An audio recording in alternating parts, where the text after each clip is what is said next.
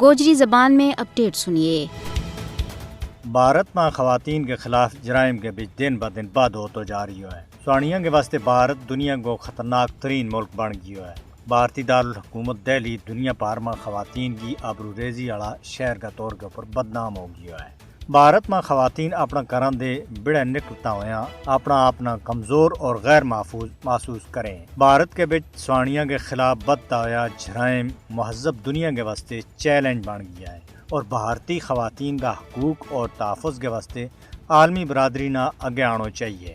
بھارتی خواتین کے خلاف حالات کی سنگینی کو اندازہ اس گل دے لایا جا سکے کہ دہلی کمیشن برائے خواتین کی چیئرپرسن سواتی مالیوال تک محفوظ نہیں ہے۔ بھارتی ریسلر دنیش پھوگاٹ نے حال ہی میں انکشاف کیا ہے کہ ریسلنگ فیڈریشن آف انڈیا کا صدر بھوشن شرن سنگھ کئی سالوں دے خواتین ریسلرز کا جنسی استحصال کر رہا ہے۔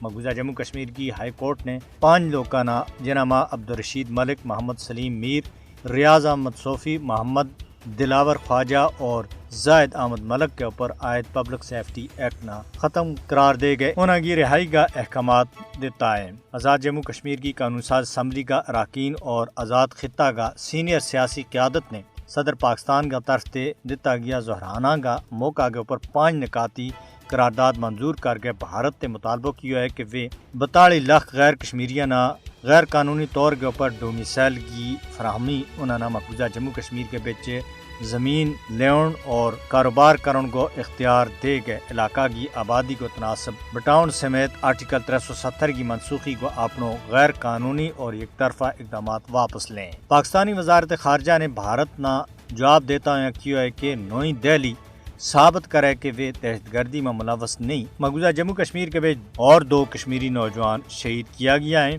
ایسا موقع کے اوپر مذاکرات نہیں ہو سکتا۔